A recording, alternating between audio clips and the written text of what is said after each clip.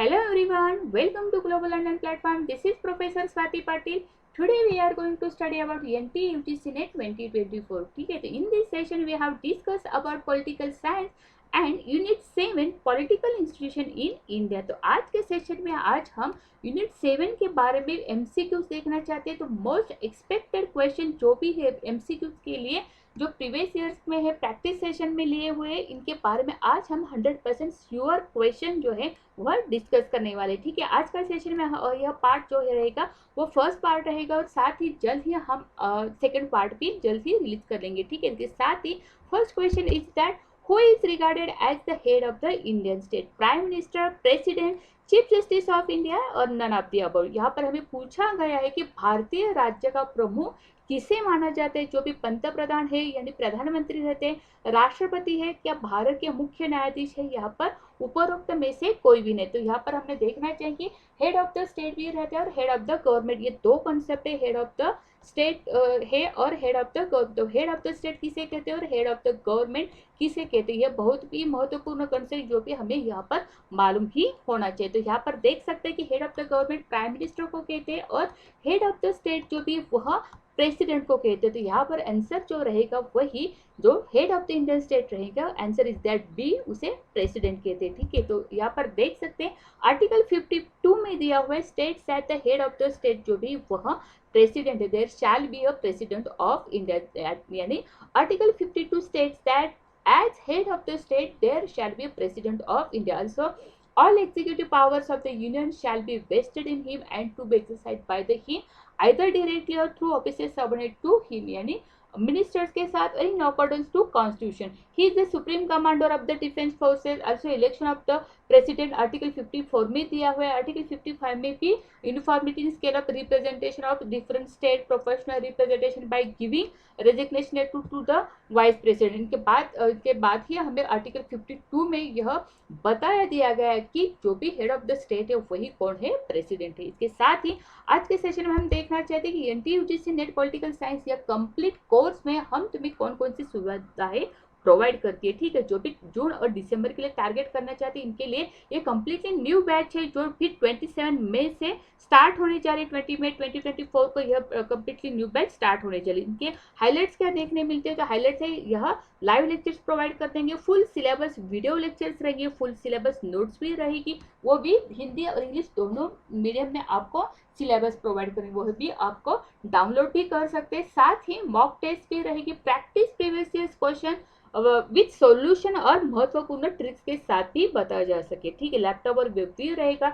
इसके लिए fees structure क्या रहेगी, फीस है 10,000 रुपीज, लेकिन आपके लिए 20% डिस्काउंट रखकर आफ्टर डिस्काउंट यह रहेगी सिर्फ 8,000 रुपीज. यह 8,000 आपको पॉलिटिकल साइंस कंप्लीट कोर्स के साथ साथ ही पूरा पेपर फर्स्ट भी मुफ्त मिल सकते हैं. यानी GATE paper first complete free with paper second. इसके लिए यहाँ पर दिए गए नंबर पर आपको कांटेक्ट करना है, व्हाट्सअप करना है और साथ ही ग्लोबल लंडन ऐप जो है आपको ऐप डाउनलोड करके वहाँ से हम क्या कर सकते हैं, पॉलिटिकल साइंस यानी कंप्लीट कोर्स के लिए आप क्या कर सकते हैं, अपना नाम रजिस्टर कर सकते हैं. इसके साथ ही ग्लोबल लंडन ऐप डाउनलोड करने के बाद स्टोर में जाकर अलग अलग की कोर्सेज आपको दिखाई देंगे. माई कोर्सेज में जाकर आप UGC NET political science type कर सकते हैं. यूजीसी नेट पॉलिटिकल साइंस में आपको ओवरव्यू, कंटेंट, लाइव क्लासेस दिखाई देंगी. यहाँ पर पूरा ड्यूरेशन रहेगा, वहीं पर यूजीसी नेट पॉलिटिकल साइंस का पूरा ड्यूरेशन 1 ईयर तक रहेगा. यानी आज हम एडमिशन लेते हो तो आपको जून के लिए और जून के साथ साथ ही दिसंबर के लिए भी बहुत ही हेल्पफुल रहेगा. ठीक है, इसके साथ ही जल्द से जल्द जुड़े रहे, यानी जो भी आने वाले एग्जाम है वह आप क्या कर सकते हैं, क्रैक कर सकते हैं. ठीक है, वो बहुत ही महत्वपूर्ण रहेगा. जो भी फर्स्ट अटेम्प्ट देना चाहते हैं उनके फर्स्ट अटेम्प्ट में यह एग्जाम आप क्रैक कर सकते हैं. यह मेरा एक्सपीरियंस है, मैंने फर्स्ट अटेम्प्ट में 3 बार नेट क्लियर हो चुकी हूँ. 3 बार यानी 2 सब्जेक्ट में नेट क्लियर हूँ. पॉलिटिकल साइंस में मैं 2 बार नेट क्लियर किया है, वो भी फर्स्ट अटेम्प्ट यानी जून में भी और दिसंबर में भी. इसका बहुत मैंने जो भी ट्रिक्स अप्लाई किए, मेरे से जो भी प्रीवियस ईयर क्वेश्चन के लिए जो भी मेथड्स अप्लाई किए, जो भी ट्रिक्स है वह सब आपको मैं बताना चाहती हूँ. ठीक है, तो इसके लिए आप जल्द से जल्द जुड़े रहना बहुत ही महत्वपूर्ण है. ठीक है, इसके साथ ही हमारा next question is that what is the maximum allowed size of the council of minister. Maximum 48. No such upper limit cannot exceed 15% of the total members of the Lok Sabha can not exceed 10% of the total members of the Lok Sabha. ठीक है, यहाँ पर हमें पूछा गया है कि मंत्री परिषद का अधिकतम अनुमत आकार क्या है। ठीक है, अधिकतम आकार 48 है,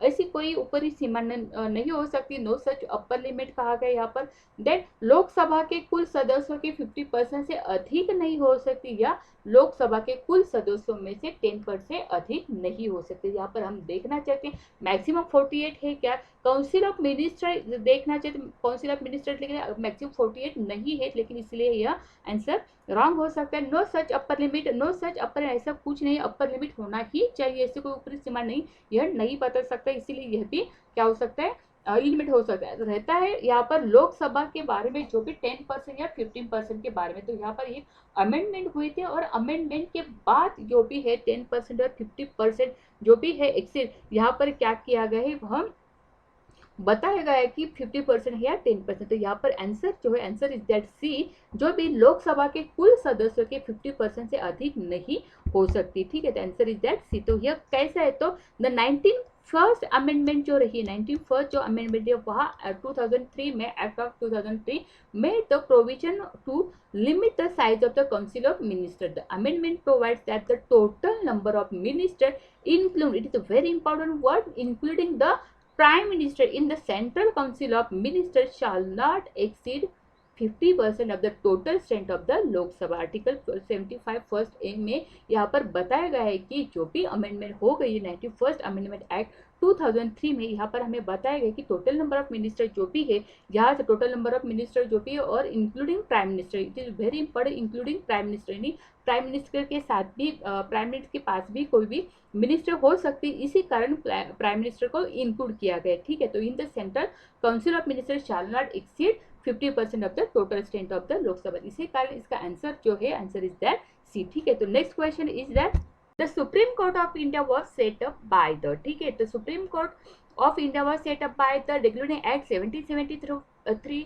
fits in the act 1784, chartered act 1813, chartered act 1822। यानी हमें यहाँ पर बताया गया है कि भारत का सर्वोच्च न्यायालय किसके द्वारा स्थापित किया गया। यहाँ पर हमें जो भी एक्ट दिए हुए उनमें से एक जो भी एक्ट है वहीं पर हमारा भारत का सर्वोच्च न्यायालय क्या हुआ है, स्थापित हुआ है। ठीक है, यहाँ पर हम देख सकते हैं जो भी इंडिया में एक्ट स्थापित हुए उनमें से जो भी रह गए कंपनी रूल थे, कंपनी रूल के बारे में जो भी बनाए गए थे वही एक्ट है, और क्राउन के बारे में बनाए गए तो वही रूल थे। यहाँ से हम देख सकते हैं कि 1773 से 1858 तक जो भी रूल्स रहे, जो भी कंपनी रूल्स अंडर जो भी एक्ट हुए उन्हें कंपनी रूल एक्ट कहते हैं, और क्राउन रूल के बारे में जो भी कहते हैं वो 1858 टू 1947 के बीच में जो भी एक्ट हुए उन्हें क्राउन रूल कहते हैं। ठीक है, तो सुप्रीम कोर्ट जो भी है उन्हीं का जो भी स्थापित हुआ है वह 1773 में हुआ है। इसी कारण जो भी रेगुलेटिंग एक्ट था 1773 का, उनमें से क्या किया गया है, उनमें द्वारा वह स्थापित किया गया। तो रेगुलेटिंग एक्ट 1773 क्या था, उनमें से वारेन हेस्टिंग जो भी थे, Warren Hasting was the made of the first governor general of Bengal, and the governor general of Bombay and Madras now work under the governor general of Bengal. Then establishment of Supreme Court, it is the very important thing about that regulating Act 1773. A Supreme Court of Jurisdiction was to be established in Bengal, that is Calcutta, along with appellate jurisdiction where all subjects could seek in judicial। ठीक है, तो भारत का सर्वोच्च न्यायालय किसके द्वारा स्थापित किया गया था, तो रेगुलेटिंग एक्ट 1773 द्वारा क्या किया था, स्थापित किया गया था। तो इसीलिए इसका आंसर जो है, answer is that A, regulating act 1773। यहाँ पर हम देख सकते हैं कंपनी रूल इन इंडिया, जो भी हमने अभी तक बताया कि 1773 से 1858 तक जो भी रूल रहेगा वही हमें कंपनी रूल कहलाते हैं, और जो भी आगे के हैं 1858 आगे जो भी 1947 तक उनमें क्या क्या कहते हैं, क्राउन रूल से कहते हैं। यहाँ पर रेगुलेटिंग एक्ट के बारे में कंपटीटिव प्रोटेक्शन था, कंट्रोल ओवर इंडिया अफेयर था, वारेन हेस्टिंग जो भी है वो first governor general of Bengal था। और इसके साथ ही बहुत महत्वपूर्ण बात यही है कि यहाँ पर इस्टेब्लिशमेंट ऑफ सुप्रीम कोर्ट की हो गई थी। ठीक है, which of the following is not a feature of the chartered act of 1833। ठीक है, निम्नलिखित से कौन से जो भी 1833 कि चार्टर अधिनियम की विशेषता नहीं है। यहाँ पर हमें पूछा गया, यह प्रीवियस ईयर्स का क्वेश्चन है। यहाँ पर हमें पूछा गया कि कौन सा है यहाँ हमें नहीं पूछा गया, तो यहाँ पर इज नॉट यहाँ पर हमें पूछा गया। मैंने बार बार आपको कहा है कि इसके बारे में कि हमें ज़्यादा से ज़्यादा क्वेश्चन पे कॉन्सेंट्रेट करना चाहिए। क्वेश्चन हमें क्या पूछा गया है, ठीक है,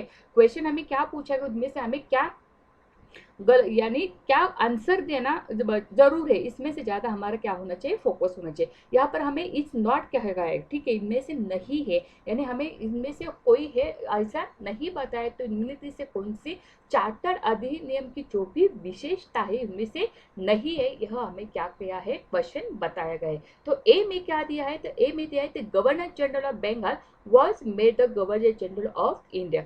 Second one is that Lord William Bentinck was the first Governor General of India. Third one is that this act took away the legislative power of Bombay, Bengal and Madras. And last one is that the special legislative powers of British India were vested in the Governor General of India. ठीक है, इसके बारे में हमें जो भी 1833 में जो भी चार्टर अधिनियम था, इनमें से जो भी विशेषताएं दिए गए, इनमें से एक विशेषताएं नहीं है। तो यहाँ पर हम देख सकते हैं कि 1833 की जो भी विशेषता है वही हमें क्या होना चाहिए, मालूम होना चाहिए। तब तो कंपनी ट्रेड सिचुएशन कैसी थी, the lease of 20 years provided to the companies under chartered act 1830, ठीक है, for the possession of territories and the revenue collection of the foreign action. Then European immigration कैसी थी, तो all restriction European immigration and the acquisition property in the Indias were fitted with by the wholesale European colonization of India. Then Governor General, the post name of the Governor General of Bengal was converted into Governor General of India. यहाँ पर जो भी Governor General of India जो बंगाल पहले था, Governor General of Bengal जो पहले था, वह फिर से क्या हो गया, गवर्नर जनरल ऑफ इंडिया हो गए। इसीलिए यह ऑप्शन क्या रहता है, यह ऑप्शन सही रहता है, इसके लिए इज नॉट फीचर में नहीं आता। साथ ही जो he was given the power superintendent control the direct of civil and military affairs of the company, ठीक है, यहाँ पर हम भी the special legislative powers of British India were vested in the governor general of India, यहाँ पर यह भी हमें क्या करता है, ट्रू रखता है, ठीक है। देन लॉर्ड विलियम बेंटिंक जो भी थे, तो lord William Bentinck was the first governor general of India. इसके साथ ही हम यह देख सकते हैं कि this act took away the legislative power of Bombay, Bengal and Madras, यही जो दिया हुआ है जी एडेड फॉर ऑर्डिनरी मेंबर्स वगैरह दिया हुआ है, यहाँ पर इस अधिनियम के बंगाल, बम्बई, मद्रास की विधायी शक्तियां छीन ली थी, यहाँ पर यह नहीं हुआ था। इसी कारण इनमें से कौन सा नहीं है विशेषता, तो थर्ड नहीं है, इसी कारण आंसर इज दैट सी है, ठीक है। लास्ट में चार्टर्ड एक्ट 1833 हम देख सकते हैं, लॉ कमीशन थी, it was established under this act of the considered a confederation of Indian laws. It added 4 ordinary members to the Governor General Council for India, who was to be the legal expert in the making of laws. And first one is that Lord Macaulay जो थे, Lord Macaulay was the first to be appointed as the 4th ordinary member in the session, ठीक है। तो company trade situation कैसी थी, chartered act 1833 के बारे में हमने बात कर ली थी, ठीक है। Next question is that who among the following was the first viceroy of India, ये भी बहुत महत्वपूर्ण क्वेश्चन है, हमें यह क्वेश्चन प्रीवियस ईयर्स में भी पूछा गया है कि who among the following was the first viceroy of India, निम्नलिखित में से कौन भारत का पहला वाइसरॉय था, यानी वॉरेन हेस्टिंग्स थे, विलियम बेंटिंक थे, लॉर्ड कैनिंग थे या लॉर्ड डलहौसी, ठीक है। तो यहाँ पर हम देख सकते हैं कि वाइसरॉय कब आए, वाइसरॉय जो भी पोस्ट आ गई वह 1858 में आ गई थी, ठीक है। हमने 1833 के एक्ट में दिखाई दे कि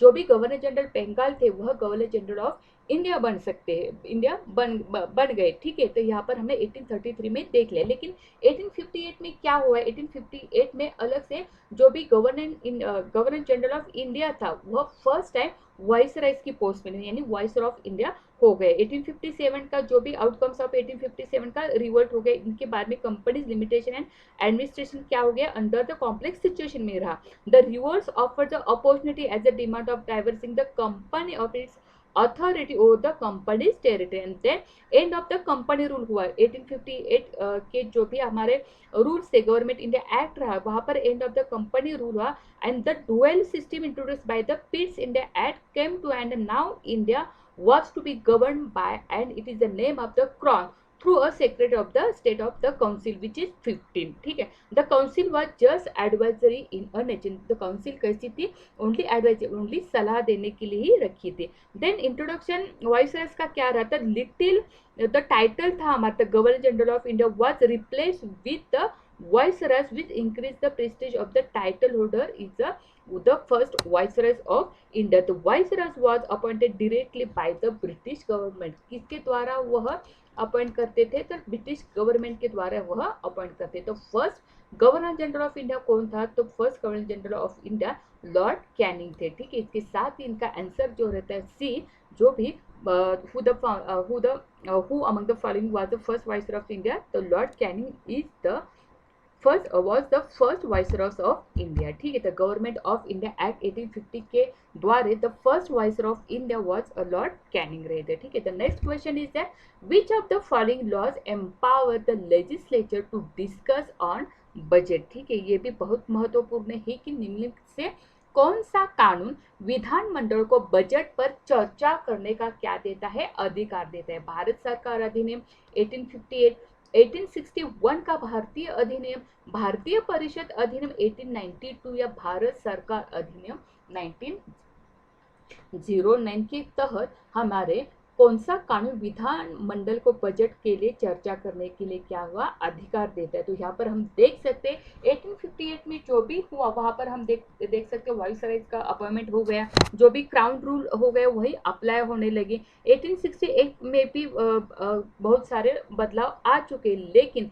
हमें यहाँ पर देखना है कि जो भी बजट पर डिस्कशन करने के लिए जो भी एक्ट रहा वह कौन सा है, तो वह एक्ट है 1892, यानी काउंसिल ऑफ इंडिया एक्ट 1892 में क्या हुआ, तो इंडियन काउंसिल एक्ट 1892 में हमें empower the legislature to discuss on budget, यानी क्या हुआ, तो Indian council act 1892 was an act of British parliament that introduced various amendment to the composition and functions of the legislative council in British India. Most notably, the act expanded the number of members in the general and provincial councils. ठीक है, तो यहाँ पर हम यह भी देख सकते हैं कि the governor general in council was given the authority to set rules for members nomination subject to the approval of the secretary of state for India, made a limited and indirect provision for the use of election in filling up and non-official seats both in central and provincial council. Nomination of non-official members to central legislative council, that is Bengal Chamber of Commerce है. Governors for provincial legislative council based on recommendation of district board, municipalities, universities, trade association, zamindars and chambers etcetera. ठीक है, तो इसकी significance क्या रहते हैं, significance में हम देख सकते थे India council act 1892 is a significant milestone in the India constitutional and जो भी पॉलिटिकल हिस्ट्री में बहुत ही महत्वपूर्ण काम रहा है. इसी कारण ही विधान मंडल को बजट पर चर्चा करने का अधिकार, कौन सा अधिकार जो भी देता है, कौन सा अधिनियम देता है, तो वही है 1892 में. तो आंसर इज दैट सी, भारतीय परिषद अधिनियम जो है इनमें से empower the legislation to the discuss on budget. ठीक है, इसके साथ ही next question is that who among the following is known as the father of communal electorate. It's a very important question, is that which of the following, who among the following is the known as the father of the communal electorate? Lord Dalhousie, Lord Minto, Lord Morley और Ramsay McDonald. ठीक है, Dalhousie, Minto और Ramsay McDonald. निम्नलिखित से किसे सांप्रदायिक निर्वाचन क्षेत्र का जनक कहा जाता है, किसे सांप्रदायिक का जनक कहा जाता है, तो यहाँ पर हम देख सकते हैं जो भी फीचर्स ऑफ द ये कब हुआ था, 1909 में हुआ था. यहाँ पर जो भी मोर्ले मिंटो थे यहाँ पर. ठीक है, तो यहाँ से हमें फादर ऑफ कम्युनल इलेक्टोरेट किसे कहते हैं, तो फीचर्स ऑफ जो भी हम फीचर्स ऑफ द 1909 के देखते थे, यहाँ पर हम देख सकते हैं कि a system of communal representation of Muslim bye accepting the concept of separate electorate. Under this the Muslim member were to be elected only by Muslim voters. Thus, the act legislated communalism, and Lord Minto came to be known as the father of the electorate, father of the communal electorate. ठीक है, it also provides for the separate representation of residency corporation, chambers of commerce, universities and zamindar. So it's called as father of communal electorate. So answer is that Lord Minto, यानी B जो भी Lord Minto है उन्हीं को हमें सांप्रदायिक निर्वाचन क्षेत्र का क्या कहते हैं, जनक कहते हैं। ठीक है, यहाँ पर हम देख सकते हैं फीचर्स ऑफ द एक्ट 1909 में हमें बहुत सारे फीचर्स दिए हुए। इनमें से मोर्ले मिंटो थे। मोर्ले मिंटो ने जब भी हमें इंट्रोड्यूस किए कि Muslim members were to be elected only by the Muslim voters, thus this act legislate communalism, and Lord Minto came to be as and the father of communal electors. ठीक है, the elected members were to be indirectly elected. The local bodies were to elect an electoral college, which in turn would elect members of provincial legislature, who in turn would elect members of the central legislature. So it is called as the father of electoral election. ठीक है, तो Lord Minto को कहा जाता है। Next question is that which of the following laws introduce bicameralism, यानी upper house and lower house and direct election for the first time in India. ठीक है, यहाँ पर हमें पूछा गया है कि निम्नलिखित में से किस कानून ने भारत में पहली बार द्विसदनीयता यानी उच्च सदन और निचला सदन यानी लोअर हाउस और प्रत्यक्ष चुनाव की क्या की थी, शुरुआत की गई थी। किस एक्ट द्वारा प्रत्यक्ष चुनाव यानी डायरेक्ट इलेक्शन की क्या हुआ, शुरुआत हुई। First one is the Pitt's India act होगा, government of India act 1909, government of India act 1999, 1990 government of India act 1935। तो हमें यहाँ पर पूछा गया कि किस अधिनियम से या कानून ने भारत में पहली बार जो भी प्रत्यक्ष चुनाव की शुरुआत हुई। तो यहाँ पर हम देख सकते हैं कि शुरुआत कब हुई, तो 1909 के बाद जो भी इलेक्शन हो गए, इससे पहले जो भी डायरेक्ट इलेक्शन हो गए वह 1919 से शुरुआत हो गई। यानी भारत सरकार अधिनियम जो भी रहा 1990 में, वहाँ से हमें क्या देखना मिलता है कि गवर्नमेंट ऑफ इंडिया एक्ट जो भी रहते election for the first time in India और introduce the bicameralism system, that is the upper house and lower house. So that is the answer is that C, government of India act 1990। ठीक है, government of India 1990 क्या कहता है, तो इन Montesquieu था, secretary of state थे, lord Chelmsford थे, वह वाइसरॉय थे, producer there scheme of constitutional reform known as Montesquieu Chelmsford यानी Montford reform, which led to the enactment of the Government of India Act 1990. The sole purpose of this act was to ensure Indians of their representation in the government.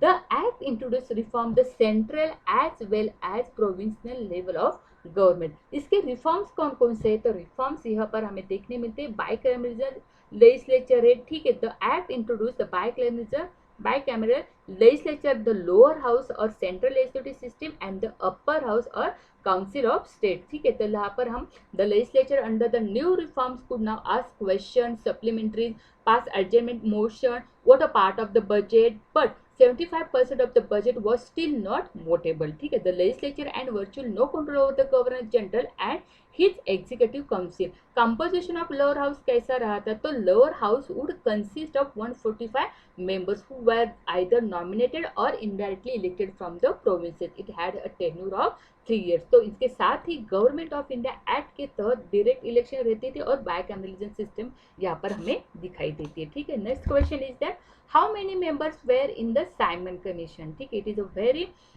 Easy question that कि Simon commission में कितने सदस्य थे। ठीक है, Simon commission में कितने सदस्य थे, 5 थे, 7 थे, 15 थे या 17 थे, यानी 5, 7, 50 या 17 जो भी members were in the Simon commission में थे, यहाँ पर हमें पूछा गए। तो यहाँ पर हम देख सकते हैं Simon commission was a Indian statutory commission which was a group of which member, कितने मेंबर थे यहाँ पर हमें पूछा है। Parliament under chairperson of the sir जो भी साइमन थे, सर जॉन साइमन के तहत, चेयरपर्सन के तहत यह क्या किया था, साइमन कमीशन जो भी आयोग है, कमीशन है, वह क्या किया था, स्थापित किया हुआ था। The commission Arab in British India कब आए थे, 1928 study of constitutional reform in Britain, largest and most important possession. The Government of India Act 1919 provided for the appointment of the commission to study the progress of the governance scheme and suggested new steps after 10 years. Since the British administration had failed to include even a single Indian in the commission, it was strongly opposed by the national freedom and national leaders of freedom. तो यहाँ पर हम देख सकते हैं कि Simon commission में कितने सदस्य थे, तो यहाँ पर हम बता सकते हैं कि यहाँ पर 7 सदस्य थे, यानी 7 सदस्य थे जो भी Simon Commission was the Indian Statutory Commission, which was a group of 7 members of Parliament under the chairperson of the Sir John Simon. ठीक है, यहाँ पर हम देख सकते हैं साइमन कमीशन 1927 में यहाँ पर आई थी और the government of India act 1919 provided for the appointment of a commission to the study of progress of the governance scheme and suggest new steps after the 10 years. ठीक है, साथ ही next question, in which year the communal award was given by British Prime Minister Ramsay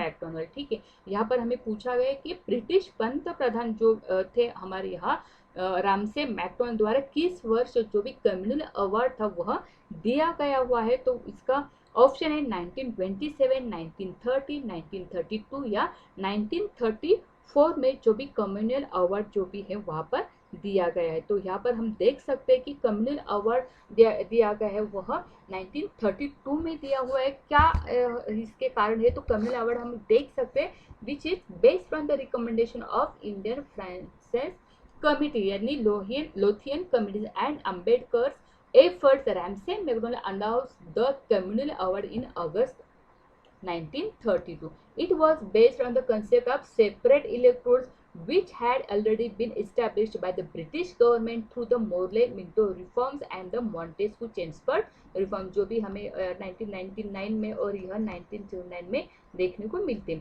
separate electorates, यहाँ पर separate electorates were announced for the Marathas, displaced classes, Sikhs, women, Indian Christians and Anglo-Indians. The Marathas were to be given 7 seats in the provinces of Bombay. It created separate electorate for the depressed classes who were given 71 reserved seats. It granted voting rights to the depressed classes alongside caste Hindu in a general election. It also granted additional votes of designed special depressed class constituency for 20 years terms. Reservation of women, 3% of seats were to be reserved for women in all provinces except in the northwestern frontier provinces. यहाँ पर हमें दिखाई देता है कि जो भी communal award था वहाँ पर हमें अगस्त 1932 में दिया गया था। ठीक है, तो next question is that provincial autonomy began with government of India act 1909, 1999, 1935, 1937। यानी प्रांतीय स्वायत्तता की शुरुआत भारत सरकार द्वारा की गई थी। किस ईयर में की गई हुई थी यहाँ पर हमें पूछा गया। तो इट इज वेरी इंपॉर्टेंट और यह प्रीवियस ईयर्स का क्वेश्चन है। जो भी प्रोविंशियल ऑटोनॉमी यानी प्रांतिक स्वायत्तता दी गई थी वह 1935 में दी गई थी, इसलिए इसका आंसर जो है 1935। गवर्नमेंट ऑफ इंडिया एक्ट 1935 के बारे में यहाँ पर प्रोविंशियल ऑटोनॉमी के बारे में कहता है, वह क्या है? तो government of India act 1935 provided for the establishment of all federation consisting provinces and princely states at units. Also it divided the powers between the center and units in terms of 3 lists where federal yani central list, provincial list and concurrent list, which is provided from Government of India Act 1933. It abolishes dyarchy system जो भी थी 1919 में जो भी dyarchy system follow की गई थी वही क्या कर गई थी 1935 में अबॉलिश कर गई थी and in the province and introduce the provincial autonomy in its place. यानी गवर्नमेंट ऑफ इंडिया एक्ट 1935 में ही प्रोविंशियल ऑटोनॉमी जो भी है वहां पर प्रांतिक स्वायत्तता जो है वह क्या किए थे अप्लाई किए गए थे। The act introduce responsible government in provinces that is the governor was required to act with the advice of ministers responsible to the provincial legislature. It provided for the adoption of diarchy at the center. However, this provision did not come into effect at all. Bicameralism was introduced in 6 provinces, which of them? Bengal, Bombay, Madras, Bihar, Assam and United Provinces. Separate electorates was further extended to depressed classes, women and laborers. And Council of India, which was established as per the 1858 was abolished. The Secretary of State was instead provided with the team of advisors. The Act provided for the setting of Federal Public Service Commission, Provincial Public Service Commission, Joint Public Service Commission, Federal Court and Reserve Bank of India. तो इसके साथ ही government of India act के तहत हम provincial autonomy जो भी है वह रिप्लेस डायर के बदले में हुई है। ठीक है, next question is that on which date the last viceroy Lord Mountbatten proposed a plan also known as Mountbatten plan और partition plan उसे कहते हैं, वह किस दिन में हुआ? तो 3 जून 1946 13 जून 1946, 3 जून ऑफ 1947 या 30 जून ऑफ 1947। अंतिम वायसराय जो लॉर्ड माउंटबेटन ने किस तारीख को एक योजना प्रस्तावित की जिसे माउंटबेटन योजना कहते या विभाजन योजना के नाम से भी जाना जाता है। तो वह जो योजना है जो भी इंडियन इंडिपेंडेंस एक्ट के तहत बनाई गई थी वह जून में बनाई गई थी। और the Indian independence act 1947 crucial because it enabled a transfer of powers from the crown to India. Okay, was passed in British Parliament on 5th July. Was passed in British July 5th July of 1947 and received royal assent on 18th July. A plan was formed to split of British Indian colonies into India and Pakistan by Viceroys of India. And it's most important that Lord Mountbatten and Prime Minister of British जो भी British अटली थे, British के जो भी अटली थे वह 3 जून 1947 यानी 3 जून में जो भी था 3 जून 1947 में क्या हुआ था, Indian national Congress and the Muslim league and representative of Sikh communities अलग हुए थे। इसी कारण यहाँ पर जो भी विभाजन योजना जो भी है वह हमें दिखाई देती है 3 जून ऑफ 1947। तो इसका आंसर जो है जो Mountbatten propose a plan also known as Mountbatten plan और पार्टीशन प्लान वह हमें दिखाई देता है 3 जून ऑफ 1947। उसी को ही इंडियन इंडिपेंडेंस एक्ट भी कहते हैं, जो भी द इंडियन इंडिपेंडेंस एक्ट 1947 के तहत जो जून में 3 जून 1947 में पार्टीशन भी कहते हैं और विभाजन जो कहा गया विभाजन योजना यानी पार्टीशन प्लान भी उसे कहते हैं। ठीक है, इसके the idea of a constituent assembly was put forward for the first time by M N. Roy, doctor B R. Ambedkar, doctor Rajendra Prasad या डॉक्टर वल्लभ भाई पटेल। यानी संविधान सभा का विचार पहली बार किसके द्वारा सामने रखा गया था, एम.एन. रॉय के बारे में, डॉक्टर बी.आर. अम्बेडकर द्वारा या डॉक्टर राजेंद्र प्रसाद या सरदार वल्लभ भाई पटेल द्वारा हमारा संविधान सभा का जो भी विचार था वह पहली बार क्या हुआ था, सामने रखा गया था। तो इसी साथ हम कॉन्स्टिट्यूंट असेंबली के बारे में जब भी देखते हैं तो हमें यही मालूम होना चाहिए कि 1934 में आइडिया ऑफ कॉन्स्टिट्यूशन असेंबली जी थी, यानी संविधान सभा की जो भी आइडिया थी वह 1934 में क्या हुई थी, प्रभावित हुई थी। किसके द्वारा हुई थी, तो यह Indian national Congress first time officially demanded constituent assembly in 1935। लेकिन वहां पर हम देख सकते हैं जो भी एम.एन. रॉय थे, एम.एन. रॉय ने क्या किया था 1935 में Indian national Congress first time officially demand किया था कि कॉन्स्टिट्यूंट असेंबली हमारे देश के लिए होनी चाहिए। और इसके साथ ही 1938 में Jawaharlal Nehru on behalf INC declare that the constitution of free India must be frame without outside interference, that is constituent assembly elected on the basis of adult Francis. ठीक है, अडल्ट फ्रेंचिस के बारे में हम देख चुके हैं कि अडल्ट फ्रेंचिस के कॉन्स्टिट्यूंट असेंबली की जो भी इलेक्टेड मेंबर्स रहेंगे वो किसके साथ किसके बेसिस पर रहेंगे, तो अडल्ट फ्रेंचिस के बेसिस पर रहेंगे। Demand was finally accepted British government in August offer in 1914। इनके साथ ही हम यहाँ पर देख सकते हैं कि जो भी the idea of the constituent assembly was put forward for the first time by M N. Roy. तो इसका आंसर जो है answer is that A, M N. Roy, यानी संविधान सभा का विचार पहली बार एम.एन. रॉय द्वारा सामने रखा गया था। इसके साथ ही कॉन्स्टिट्यूंट असेंबली हमने देखी 1934, 1938, 1942 में भी सर सेफर्ड क्रिप्स जो भी कमीशन आया था came to India draft proposal of the British government on the framing of an independent constitution to be adopted for the World War II. Cripps' proposal were rejected by many parties. M.K. Gandhi's term it is as a post-dated J. Muslim League divided into two states with two separate constituent assembly. Finally, a cabinet message was sent to India while it rejected the idea of two constituent assembly. यानी constituent assembly यानी संविधान सभा के बारे में जब भी हम बात करना चाहते हैं तो 1934 से कॉन्स्टिट्यूंट असेंबली के आइडिया देख सकते हैं। और एम.एन. रॉय ने जो भी है फर्स्ट टाइम 1935 में इंडियन नेशनल कांग्रेस में फर्स्ट टाइम ऑफिशियली डिमांड की थी। ठीक है, इसके question is that the president of the constituent assembly was. ठीक है, यहाँ पर हम बता सकते हैं कि the president of the constituent assembly was Rajendra Prasad, doctor B R. Ambedkar, Mahatma Gandhi, Jawaharlal Nehru. ठीक है, तो संविधान सभा के अध्यक्ष कौन थे? ठीक है, संविधान सभा के दो अलग अलग अध्यक्ष थे, एक टेम्पररी थे और दूसरे परमानेंट प्रेसिडेंट थे। ठीक है, यहाँ पर हमें दोनों टाइप से क्वेश्चन पूछा जा सकता है कि कॉन्स्टिट्यूंट असेंबली की जो भी परमानेंट यानी टेम्पररी प्रेसिडेंट कौन थे। तो यहाँ पर हमें the president of the constituent assembly बताया गया था। यहाँ पर हमें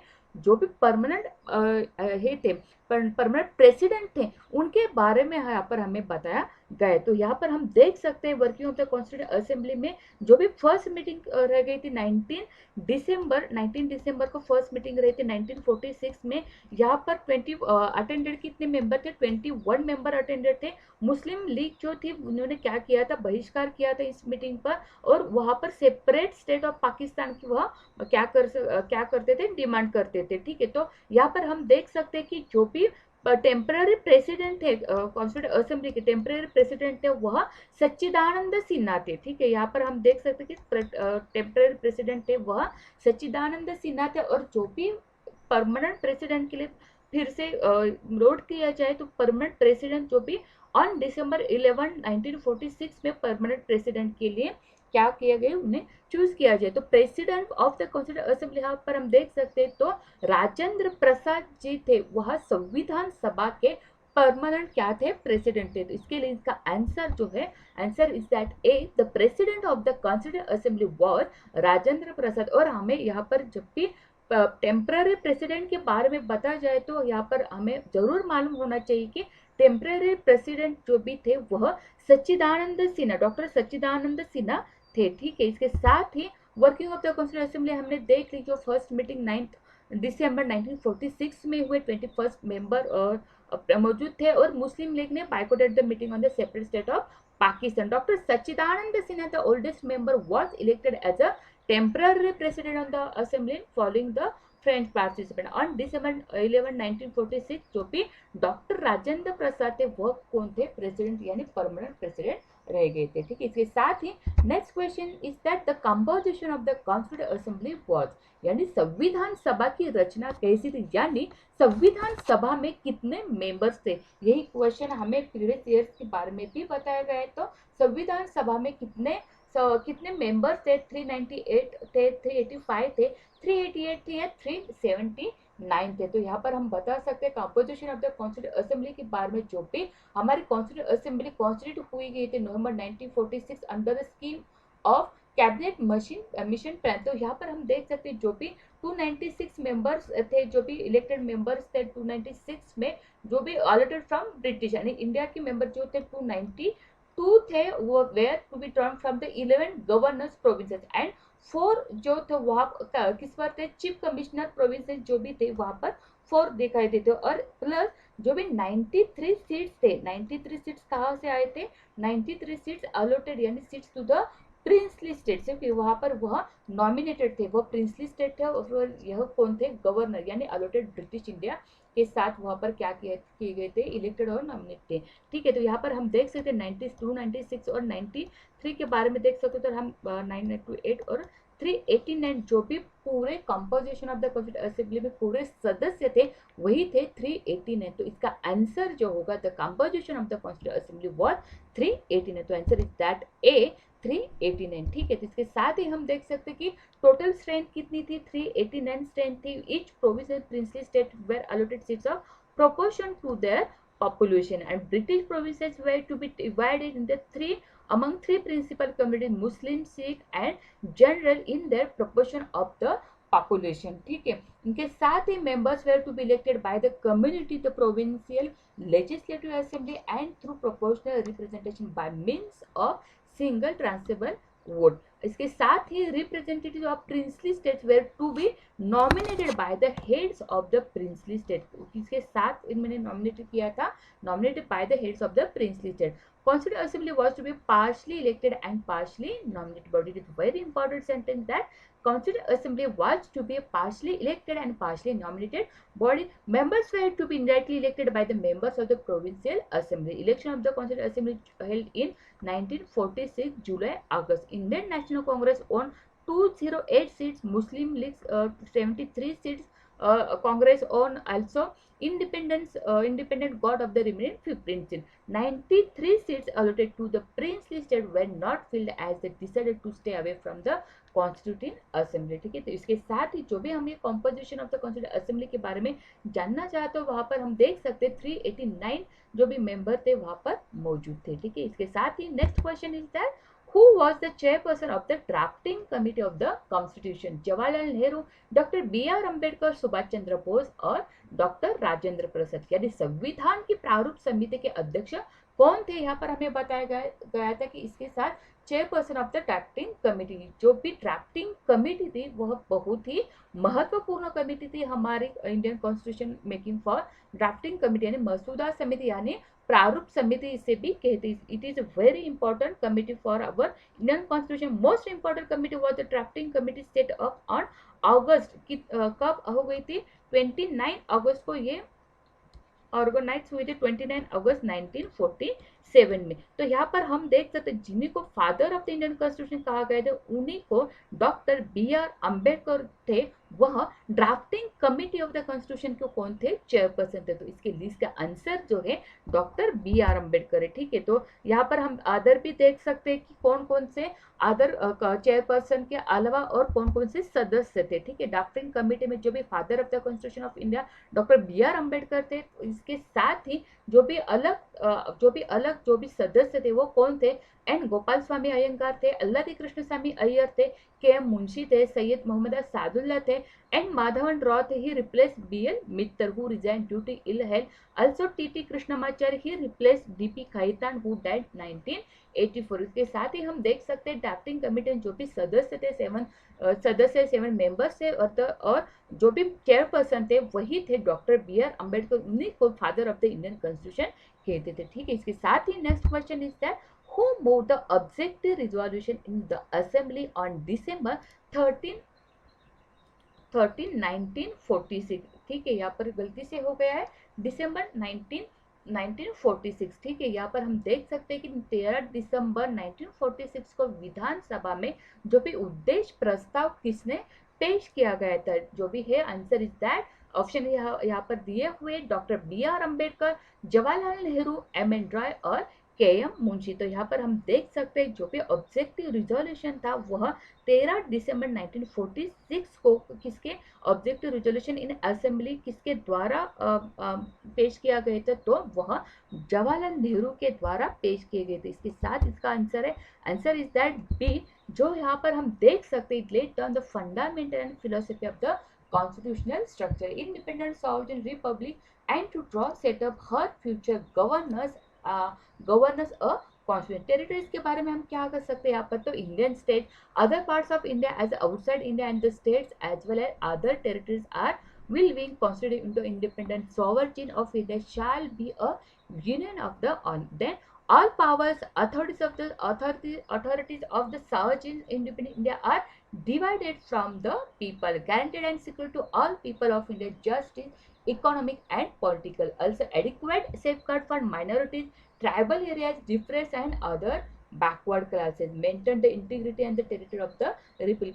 इसके साथ ही ऑब्जेक्टिव रिजोल्यूशन जो भी है वह 13 दिसंबर 1946 को जवाहरलाल नेहरू द्वारा पेश किया गया था। ठीक है, इसके साथ ही next question is that who among the following was the constitutional advisory of the constituent assembly. ठीक है, इनके बारे में हम देखना चाहेंगे, डॉक्टर बी आर अम्बेडकर थे, के एम मुंशी थे, सर बी एन राव थे या जवाहरलाल नेहरू थे। ठीक है, निम्नलिखित में से कौन संविधान सभा के संवैधानिक जो सलाहकार थे, वह हमें यहाँ पर प्रीवियस ईयर्स में भी यह क्वेश्चन बार बार पूछा गया था। हमें मालूम होना चाहिए कि किस सदस्य यानी कौन एडवाइजर कमेटी के एडवाइजर कौन थे कॉन्स्टिट्यूंट असेंबली की, साथ ही कौन से कमेटी के कौन अध्यक्ष है, प्रेसिडेंट है, वही भी हमको मालूम होना चाहिए क्योंकि इसके बारे में हमें प्रीवियस ईयर्स में बहुत बार पूछा गया क्वेश्चन है। ठीक है, तो इसके साथ हम देख सकते हैं कि संविधान सभा के संवैधानिक सलाहकार जो थे वहां पर हम doctor sir B N Rau के बारे में देखना चाहते। सर बी एन राव जो भी है वह संविधान सभा के संवैधानिक सलाहकार थे। ठीक है, तो इसका answer is that C sir B N Rau है। दिसंबर 11 1946 में हम देख सकते हैं कि डॉक्टर राजेंद्र प्रसाद प्रेसिडेंट थे, doctor S C Mukherjee vice president of the assembly थे, then sir B N Rao जो है वहाँ किसको किनके नाम पर अपॉइंटेड किए गए थे, तो constitution advisory to the assembly थे, वहाँ पर B N Rao was appointed as the constitution advisory to the assembly. ठीक है, इसके साथ ही next question is that who among the following was the chairperson of Constituent Assembly advisory committee on fundamental right. ठीक है, हमें अभी भी हमने देखा था कि जो भी एडवाइजरी कमेटी थी वहां पर सलाहकार समिति थी, लेकिन उनमें से जो भी मौलिक अधिकारों पर जो भी आधारित थे, इनमें से उनके प्रेसिडेंट कौन थे यानी चेयरपर्सन कौन थे, यहाँ पर हमें देखना है। तो option is here S C Mukherjee, J B Kripalani, Sardar Patel या पी सी जोशी। अभी भी हमने देखा था कि S C Kripalani, S C Mukherjee ji थे, वहां पर हम वाइस चेयरपर्सन थे, जो भी हमारे काउंसिल असेंबली थी उनके वह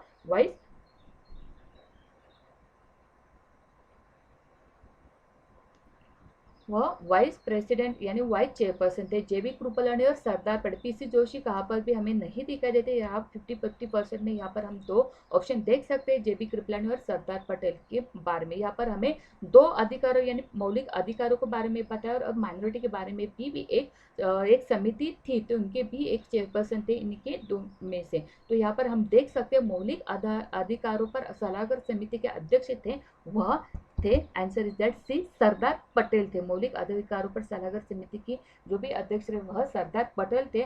और यहाँ पर हम भी आगे ही देख सकते हैं कि committees of the constitute assembly, जो भी कॉन्स्टिट्यूट असेंबली यहाँ पर appointed number of committees to the ideal with a different task of constitutional making. 8 were major committees and other were minor committees. 8 जो भी थे वह मेजर कमिटी, टोटल 22 कमिटी थी, 22 में 8 जो भी रहे थे वह मेजर कमिटीज थी, और अदर रिमेनिंग वही कमिटीज थी वह माइनर कमिटीज थे। यूनियन पावर कमिटीज के जो भी अध्यक्ष थे वह जवाहरलाल नेहरू थे। यूनियन कॉन्स्टिट्यूशन कमेटी के भी जवाहरलाल नेहरू थे। प्रोविंशियल कॉन्स्टिट्यूशन असेंबली के जो भी अध्यक्ष थे वह सरदार पटेल थे।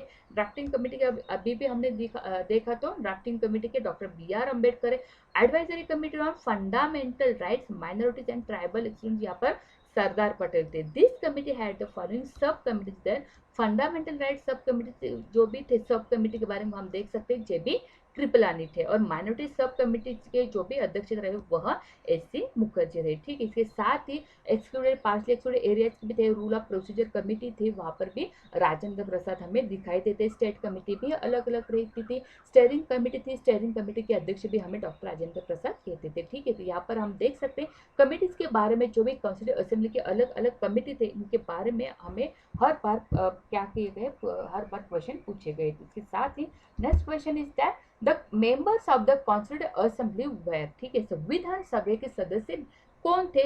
Nominated by the governor general थे, directly elected by the people, elected by the legislature of various provinces and nominated by the rules of the princely state थे, nominated by the Congress and the Muslim League थे। यहाँ पर हम देख सकते हैं जो भी संविधान सभा थी इनके सदस्य कहाँ से आए थे और किस मोड से यानी निर्वाचित थे, नॉमिनेटेड थे या गवर्नर जनरल द्वारा मनोनीत थे। ठीक है, तो यहाँ पर हम देख सकते हैं जो भी संविधान सभा के सदस्य थे वह गवर्नर जनरल द्वारा नॉमिनेटेड नहीं थे। गवर्नर जनरल ने वहां पर संविधान सभा के सदस्य के लिए कोई भी नॉमिनेशन नहीं दिया था। जनता द्वारा यानी डायरेक्टली इलेक्टेड बाय पीपल थे क्या? नहीं, क्योंकि वह समय भी बहुत कम था और हमें स्वतंत्रता के बारे में यानी इंडिपेंडेंट इंडिया होने का जल था, इसी कारण कॉन्स्टिट्यूएंट असेंबली के वह डायरेक्टली इलेक्शन कोई भी नहीं हुआ था। जो भी प्रिंसली इलेक्शन हुए थे उनके से हिसाब से ही जो भी कॉन्स्टिट्यूएंट असेंबली के मेंबर्स थे वही चुने गए थे, इसी कारण directly elected by the people वही भी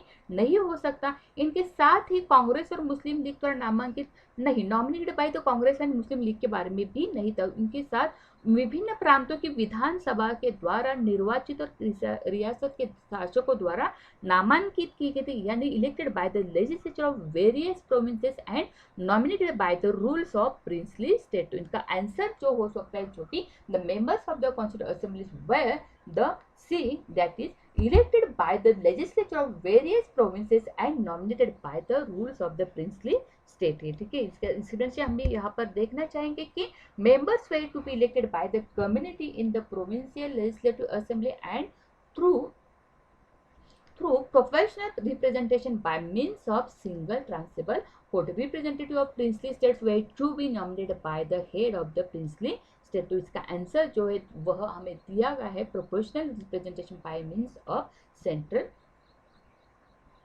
by transferable votes. ठीक है, next question is that what is time taken to complete the constitution? It is a very important question कि संविधान को पूरा करने के लिए कितना समय लगा था. ठीक है, 2 years 10 months 18 days, 2 years 11 months and 18 days, 2 years and 11 months and 17 days या 2 years 11 months and 17. यहाँ पर हम देख सकते हैं सभी ऑप्शन हमें सेम लग रहे हैं. तो यहाँ पर हमें पूरा फैक्चुअल डाटा जो भी है पूरा हमें लर्न ही होना चाहिए और पूरा मालूम होना चाहिए. तो जो भी टाइम लिया हुआ था कॉन्स्टिट्यूशन बनाने के लिए 2 इयर्स तो मालूम था, 2 इयर्स लिया था. तो 2 इयर्स से सभी ऑप्शन में हम देख सकते हैं 2 साल 2 वर्ष वगैरह. और कितने दिन हो गए, 10 महीने नहीं लिए थे. तो यहाँ पर हम यह एलिमिनेट कर सकते हैं. 10 महीने तो 11 महीने लिए थे. तो 11 महीने के साथ यहाँ पर हमें तीनों ऑप्शन में दिखाई देते. यहाँ पर हम देख सकते 2 साल 11 महीने 17 दिन थे वगैरह 2 इयर्स तक.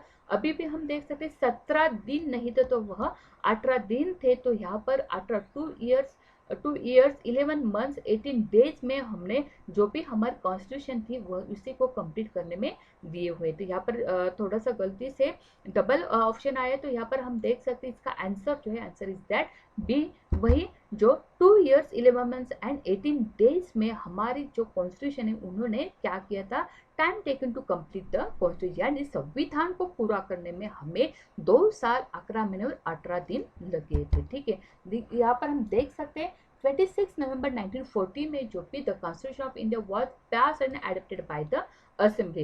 24 January 1915, the last meeting of the Constituent Assembly, the Constitution was signed and accepted with 395 articles, 8 schedules, and 22 parts. And January 1950, the Constitution came forth into the process to 2 years, 11 months, and 18 days. At the total expenditure is the here rupees 6.4 million to finish. And G.V. Malvinkar was the first speaker of the Lok Sabha, the lower house of the parliament, after India turned into a republic. तो यहाँ पर हम देख सकते हैं 26 जनवरी 1950 में और the constitution came into the force and then लगा हुआ टाइम था 2 इयर्स 11 मंथ्स एंड 18 डेज. के साथ ही next question is that When was celebrated Indian Constitutional Days? ठीक है, यहाँ पर हमें इंडिया में मनाया जाता है भारतीय संविधान दिवस. हम कब मनाते हैं? ठीक है, 15 दिसंबर को मनाते हैं, 26 जनवरी को मनाते हैं, 15 दिसंबर को बनाते हैं या 26 नवंबर को बनाते हैं.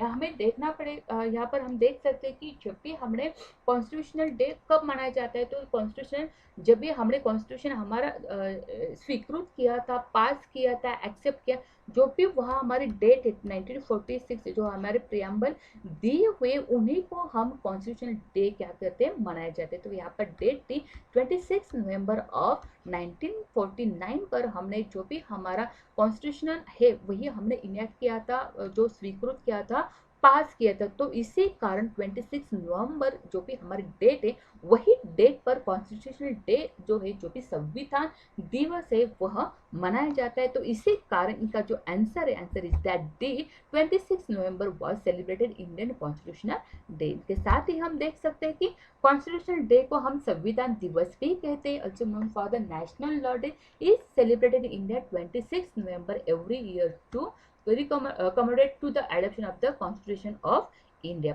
On 26 November 1949, the Constituent Assembly of India adopted to the Constitution of India and came into effect on 26 January 1950. The Government of India declared 26 November as a Constitution Day on 19 November 2015 by Gazette notification. The Prime Minister of India Narendra Modi made the declaration on 11th October 2015 while laying the foundation stone of the B.R. Ambedkar Statue of Equality Memorial in Mumbai.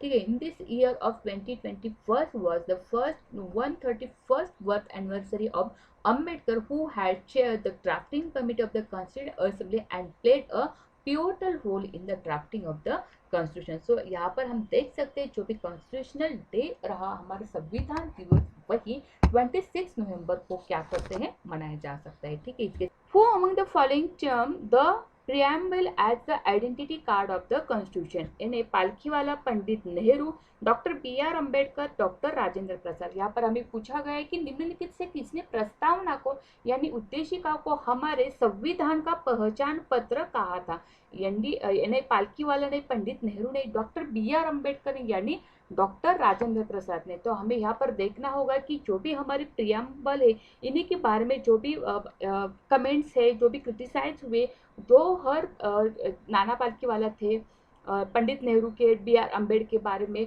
वहाँ पर उन्होंने क्या किया है, वो criticise भी किया और वो कई सेंटेंस भी किए। तो यहाँ पर हमें संविधान का पहचान पत्र यानी identity card of the constitution किसने कहा है, यह हमें यहाँ पर पूछा गया। ठीक है, के मुंशी भी थे, के देन डायर्स थे पंडित ठाकुर दास भार्गव, उन्होंने भी प्रियम्बल के बारे में लिखा है। तो preamble is the most precise part of the constitution, it is the soul of the constitution, it is the key to the constitution, ऐसा कहा है। सर अर्नेस्ट पार्कर ने भी की ने टू द कॉन्स्टिट्यूशन क्या है, नेहरू ने भी preamble is a firm resolution and solid promise, ऐसा कहा है। तो यहाँ पर हमें identity card of the constitution यह एन ए पालकीवाला इसने कहा है। तो इसका आंसर जो है, आंसर इज दैट ए, जो एन ए पालकीवाला। तो यहाँ पर हम देख सकते हैं किसने किस पर प्रियम्बल पर क्रिटिसाइज और सेंटेंस किए। डायर सीजे ने key to open our minds to makers of the constitution क्या है, के मुंशी ने द होरोस्कोप और सॉवरेन डेमोक्रेटिक रिपब्लिक कहा है। पंडित ठाकुर दास भार्गव ने भी the preamble is the most precise part of the constitution क्या है, इसमें से सोल ऑफ द कॉन्स्टिट्यूशन क्या है, की टू द कॉन्स्टिट्यूशन भी कहा है। यहाँ पर अल्लादी कृष्ण स्वामी अय्यर ने क्या कहा है, तो the preamble to our constitution express what we had thought or dream so long. Ernest Parker ने की नोट ऑफ द कॉन्स्टिट्यूशन क्या है, नेहरू ने भी preamble is a firm resolution and solid promise का है, इन्हें पालकीवाला। यहाँ पर हमें बताया गया कि identity card of the constitution यहाँ पर कहा गया, और साथ ही preamble is the key to the minds of the framers of the constitution, ये हमें सुप्रीम कोर्ट ऑफ इंडिया के बारे में कहा, जो वेरियस जजमेंट दिए उन्हीं में से प्रियम्बल के बारे में यही स्टेटमेंट दिए। यहाँ पर देख सकते हैं कि preamble is an instrument of bird feature of the constitution, preamble optimize the principle on which the government was function, it is the very soul of the constitution, eternal and unalterable. ठीक है, तो इसके बारे में हम जान चुके हैं। जो भी following term preamble as the identity card of the constitution, हमें यहाँ पर एन पालकीवाला ने कहा है। तो इसके साथ question is that which among the following words was not added in the preamble by the 42nd Constitution Amendment Act 1976? Socialist, secular, integrity या रिपब्लिक। इनमें हमें यहाँ पर पूछा गया है कि जो भी 42 संविधान संशोधन अधिनियम हो गए 1976 द्वारा, प्रस्तावना में निम्न से कौन सा शब्द नहीं जोड़ा गया था। यहाँ पर हमें कौन सा शब्द जोड़ा गया है यह नहीं पूछा है, तो यहाँ पर हमें was not added यह वर्ड पूछा गया, was not added in the preamble by the 42nd constitutional amendment, जो भी है सोशलिस्ट है, सिक्युलर है, इंटीग्रिटी है और रिपब्लिक। तो यहाँ पर हम देख सकते हैं 42nd अमेंडमेंट जो भी हुई 1946 में, यहाँ पर हमें प्रियम्बल 3 न्यू वर्ड्स ऐड किए गए, 3 न्यू वर्ड्स यहाँ पर हमें बताए गए हैं, और इनमें से एक वर्ड है जो भी यहाँ पर नहीं है। तो यहाँ पर हम देख सकते हैं कि सोशलिस्ट, सिक्युलर है, इंटीग्रिटी, ये जो 3 वर्ड है, सोशलिस्ट, सिक्युलर, इंटीग्रिटी, जो ये 3 वर्ड है, उन्हीं के बारे में ये 3 वर्ड क्या किए गए, ऐड किए गए, और रिपब्लिक जो भी वर्ड है वह यहाँ पर ऐड नहीं किया गया है। तो इसीलिए इसका आंसर जो है, हमें यहाँ पर वॉज नॉट एडेड कहा है, तो इसका आंसर जो है डी है, रिपब्लिक जो वर्ड है वह क्या किया है, ऐड नहीं किया है। ठीक है, तो यहाँ पर हम देख सकते हैं 42nd amendment 1976 considered as one of the most remarkable amendment to the Constitution of India. The Amendment Act is often referred as mini Constitution, इसे हमें मिनी कॉन्स्टिट्यूशन भी कहते हैं, because of number of amendments यहाँ पर हुए constitution of India में, number of केवल लार्ज नंबर ऑफ अमेंडमेंट्स हुए, इसी कारण उन्हीं को 42nd अमेंडमेंट को मिनी कॉन्स्टिट्यूशन कहलाते हैं। इसके साथ ही this amendment act amended the preamble to the constitution 40 articles and the 7 schedule and added 40 new articles and 2 new parts of the constitution of India. Changes made by the 42nd Amendment Act preamble to the Constitution of India.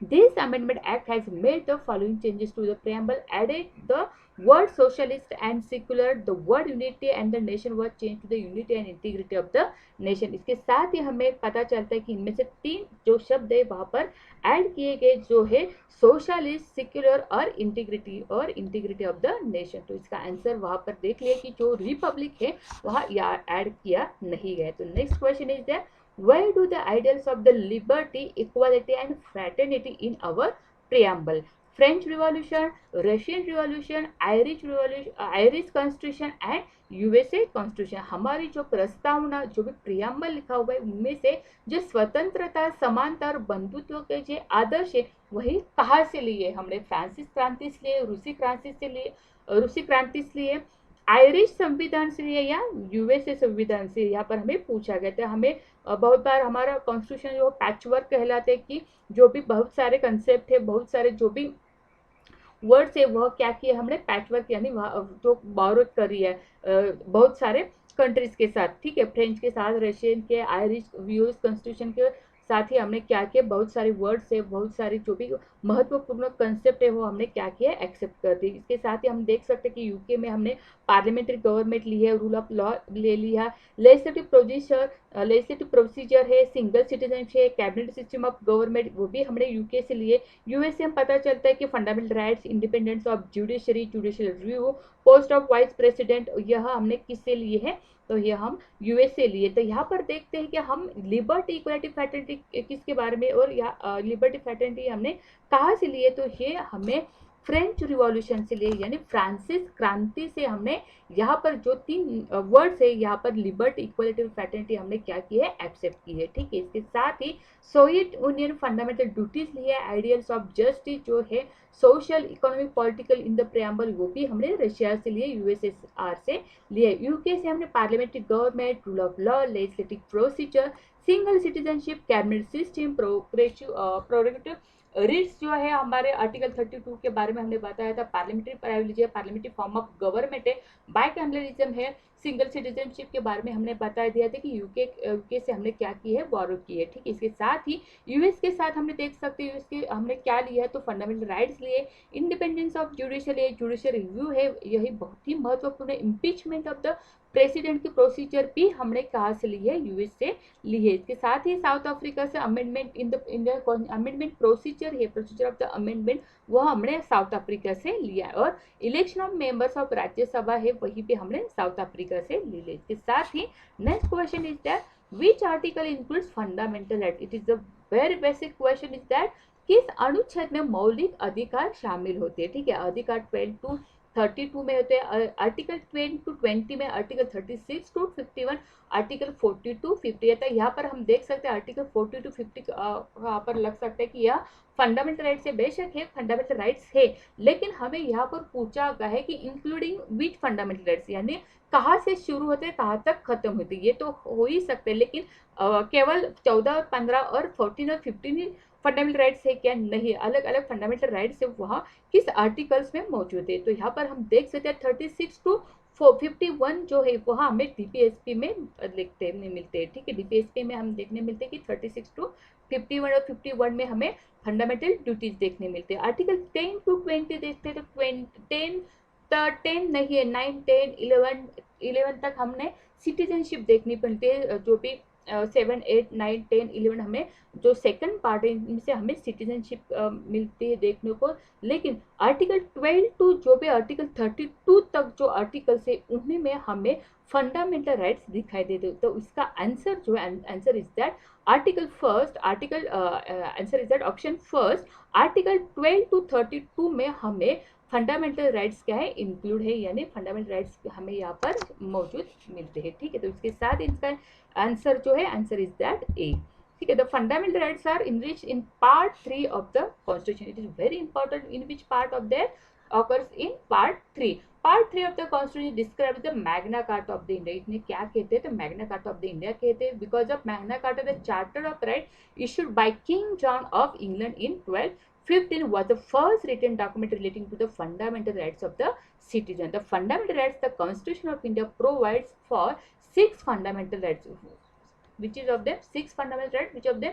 Right to equality, right to freedom, right against exploitation, right to freedom religion, cultural and educational rights, right to constitutional remedy. यहाँ तक हमने, और definition जो हमें दिखाई मिलते हैं तो वह आर्टिकल 12 में, और जुडिशियल रिव्यू हमें आर्टिकल 30 में दिखाई देता है। तो यहाँ पर हम कह सकते हैं कि आर्टिकल 12 to 32 तक फंडामेंटल राइट जो भी वह इंक्लूड है, ठीक है। इसके साथ ही next question is that which article prohibits discrimination on the basis of religion, race, caste, sex और place of birth, article 13, article 4, article 114, article 15 या आर्टिकल 16। यहाँ पर हमें पूछा गया है कि कौन सा अनुच्छेद धर्म, नस्ल, जाति, लिंग या जन्म स्थान के आधार पर भेदभाव पर क्या करता है, रोकता है। तो अनुच्छेद 13, अनुच्छेद 114, अनुच्छेद 15, अनुच्छेद 16। यहाँ पर हमें जो भी आर्टिकल इसके स्पेसिफिक बारे में हमें यहाँ पर बताया गया है कि जो भी आर्टिकल यहाँ पर क्या करता है, प्रोहिबिट्स करता है, डिस्क्रिमिनेशन करता है, किसके कारण, तो रिलीजन, रेस, कास्ट, सेक्स के बारे में करता है। यहाँ पर हमें पहले पता होना चाहिए कि ये आर्टिकल किसके बारे में हमें पूछा गया। तो यहाँ पर हम देख सकते हैं यह इक्वलिटी के बारे में पूछा गया था। हमें यहाँ पर देख लेते हैं 30 में जुडिशियल रिव्यू रहता है। जो भी हमें इक्वलिटी के बारे में यहाँ पर पूछा गया तो आर्टिकल 114 जो इक्वलिटी के बारे में नहीं होता है, यानी आर्टिकल जो भी 14 to 18 है वहाँ पर हमें राइट टू इक्वलिटी के बारे में जानते हैं, आर्टिकल 40 टू आर्टिकल 18। तो यहाँ पर 50 और 60 में क्या होता है, दोनों में 50-50 में अपन आप आकर पहुंचते हैं। तो यहाँ पर हम देखते हैं कि आर्टिकल 15 हो सकता है, आर्टिकल 16 हो सकता है। आर्टिकल 16 में क्या है, तो अपॉर्चुनिटी कहा गया है आर्टिकल 16 में। तो आर्टिकल 15 में हमें यहाँ पर बताया गया है कि जो भी prohibits, article prohibits discrimination on the basis of religion, race, caste, sex और प्लेस ऑफ बर्थ। तो इसका आंसर जो है, answer is that C, article 15। ठीक है, तो इसके साथ ही हम देख सकते हैं prohibition of discrimination on certain ground. Article 15 में यह कह दिया है कि आर्टिकल 15 क्या प्रोवाइड करता है, तो the state shall not discriminate against any citizen on grounds on only of religion, race, caste, sex or place of birth. No citizen shall be subjected to any disability, liability, restriction or condition on grounds on only religion, race, caste, sex or place of birth. ठीक है, तो यहाँ पर हम देख सकते हैं कि जो भी महत्वपूर्ण, जो भी डिस्क्रिमिनेशन के बारे में, प्रोहिबिशन ऑफ डिस्क्रिमिनेशन के बारे में जो भी कहा है वही हमें आर्टिकल 50 में कहा गया। तो इसका आंसर जो है, आंसर इज दैट आर्टिकल 15 है। Next question is that which of the following articles provide the right to education as the fundamental rights for children between the age of 16 and 14।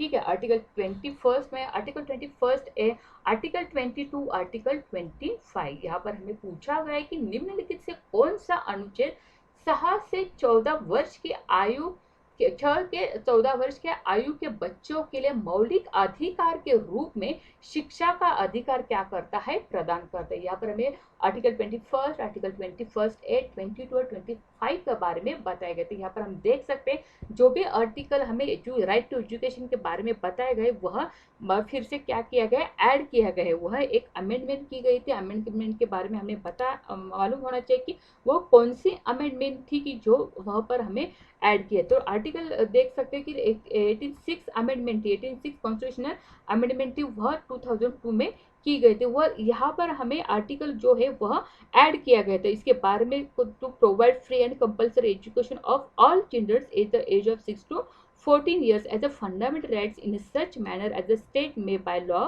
determine. This provision makes only elementary education, this is the primary education, a fundamental right, not higher or not professional education। तो इसमें हम कह सकते हैं वह article है, article is that 21 A जो भी है वहाँ पर हमें 86 अमेंडमेंट 2002 में क्या किया है, ऐड किया गया। In pursuance of article 21 A the parliament enacted the right of children to free and compulsory education, that is right to education act 2009 यह प्रोवाइड कर दिया। तो इसी के साथ ही इनका आंसर है, answer is that B, article 21 A जो है वह articles provides the right to education as a fundamental rights for a children between the age of 16 and 14। इसके साथ हम यहाँ पर देख सकते हैं कि राइट टू एजुकेशन एक्ट क्या है, तो it's present constitutional legislation in which under article 21 A which means that every child has the right to full time elementary education, that is primary education of satisfactory and equitable quality in a formal school that satisfies certain essential norms and standards। यहाँ पर हम और भी एक case देख सकते हैं कि उन्नी कृष्णन केस है 1993 में दिखाई देती। वह the supreme court recognise a fundamental right to primary education in the right to life under the article 21। Okay, तो यहाँ पर हम देख सकते हैं आर्टिकल 21 ए में हमें राइट टू एजुकेशन प्रोवाइड किया गया है, जिससे में हमें जो भी 6 to 14 तक क्या किया है, the fundamental rights in such manner as a state may by law of determine constitution of India to provide free and compulsory education for all childrens. ठीक है, इसके साथ ही next question is that which of the following is the spirit of the constitution, ठीक है, which of the following is the spirit of the constitution,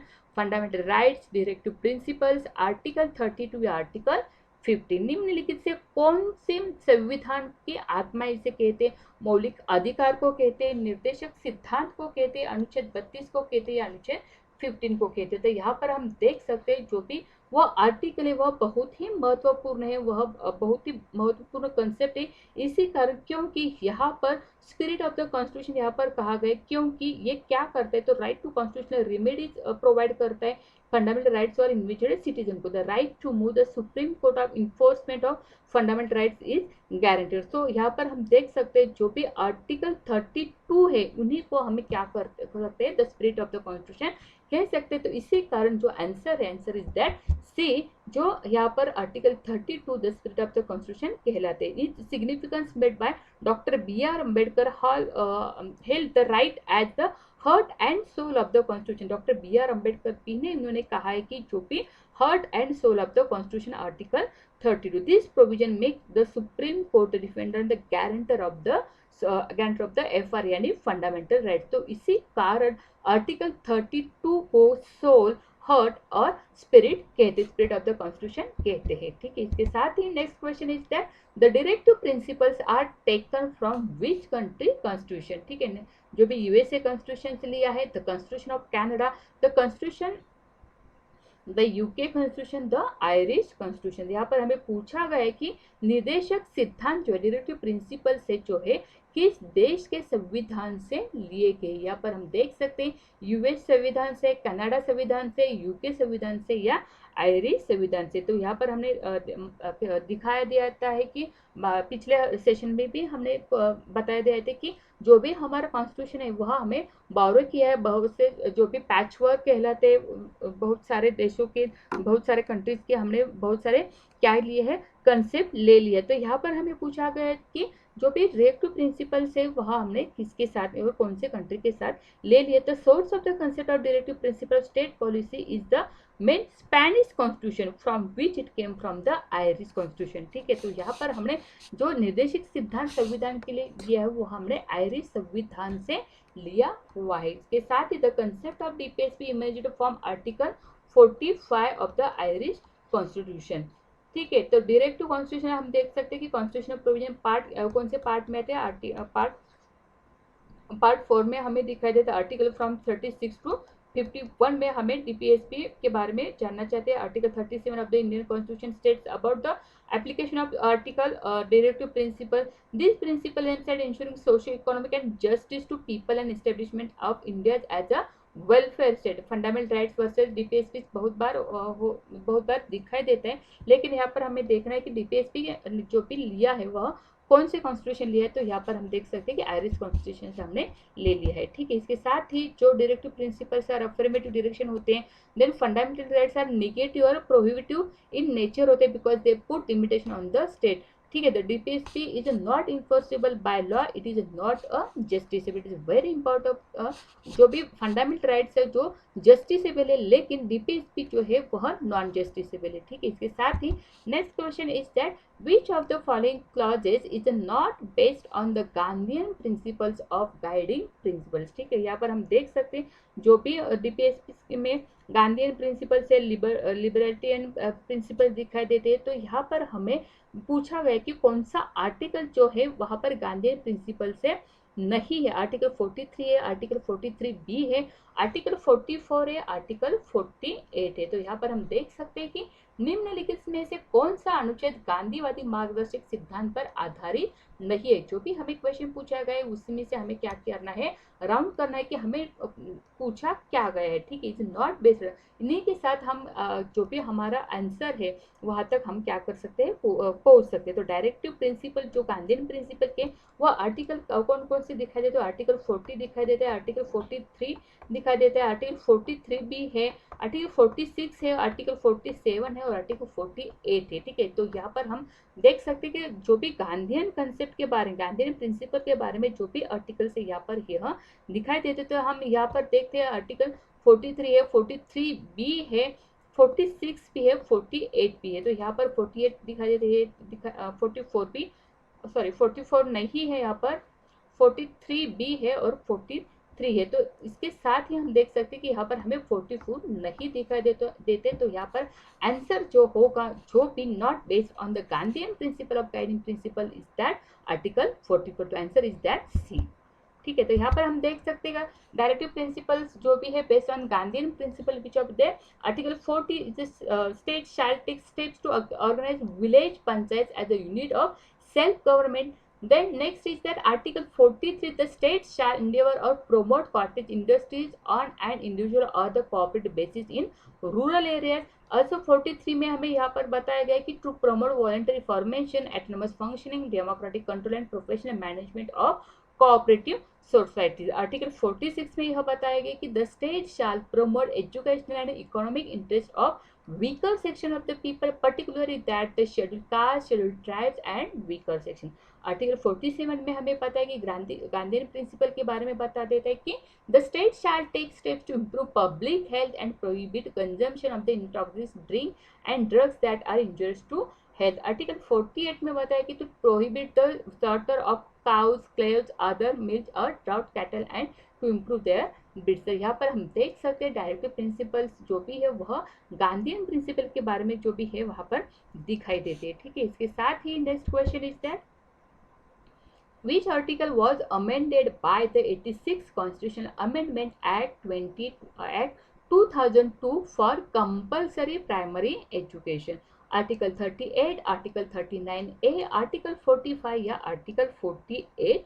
तो यहाँ पर हम देख सकते हैं कि अनिवार्य प्राथमिक शिक्षा के लिए 2002 के 86वें संविधानिक संशोधन अधिनियम द्वारा किस अनुच्छेद में संशोधन किया गया था. आर्टिकल जो अनुच्छेद 38 है, 39A है, आर्टिकल 45 और 48A है. तो यहाँ पर हम देख सकते हैं जो भी हमने उन्नीकृष्णन की भी केस देख ली थी, 86 कॉन्स्टिट्यूशन अमेंडमेंट भी हमने अब यहाँ पर देख लिया था. To provide early childhood care and education for all childrens until they complete the age of the 6 year. तो यहाँ पर change the subject matter of article किसके बारे में दिखाई देता है, आर्टिकल 45 के बारे में दिखाई देता है. तो इनके आंसर जो है, आंसर इज दैट सी 45 है. तो यहाँ पर देख सकते हैं कि the 86 constitution amendment act 2004 for compulsory primary education. The aim direct to require the state to provide early childhood care and education for all children until they complete the age of the 6 year. तो इसके साथ यहाँ पर हम देख सकते हैं जो भी फंडामेंटल के बारे में, डीपीएसपी के बारे में हमें जो भी, और प्रियम्बल के बारे में जो भी हमें प्रीवियस ईयर्स के बारे में जो भी क्वेश्चन पूछ रहे थे, और साथ ही जो भी महत्वपूर्ण प्रैक्टिस क्वेश्चन थे इसके बारे में आज हमने क्या किया है, डिस्कस कर लिए. इसके साथ ही जो भी हमारा नेक्स्ट सिलेबस का पार्ट होगा यूनियन के बारे में, और बड़ा जो प्रैक्टिस सेशन रहेंगे, मोस्ट एक्सपेक्टेड क्वेश्चन रहेंगे, वही भी हम क्या करने वाले हैं, जो भी नेक्स्ट सेशन वही रहेगा. तो इनके साथ ही आप बहुत महत्वपूर्ण जुड़े रहे. जो भी दिसंबर के लिए टारगेट करना चाहते हैं, जून के लिए टारगेट करना चाहते हैं, इनके लिए पॉलिटिकल साइंस का ये बहुत ही महत्वपूर्ण सेशन रहेगा. और इनके साथ ही आप जुड़ सकते हैं. हमें आप यहाँ पर हमें कॉन्टैक्ट नंबर भी दिया है, ग्लोबल एंगुलर ऐप जो भी है आप डाउनलोड भी कर सकते हैं. और इसके साथ ही आज का सेशन आपको कैसा लगे मुझे ज़रूर कमेंट बॉक्स में लिखना, और सेशन कंटिन्यू करना चाहते हैं तो येस और नो भी लिख सकते हैं. ठीक है, तो इसके साथ ही आज का सेशन हमारे यहाँ पर ख़त्म होता है. थैंक्स फॉर वॉचिंग, और कल के सेशन के लिए ज़रूर याद रखना, कल फिर मिलते हैं इसी टाइम पर. ठीक है, ओके, धन्यवाद, थैंक यू.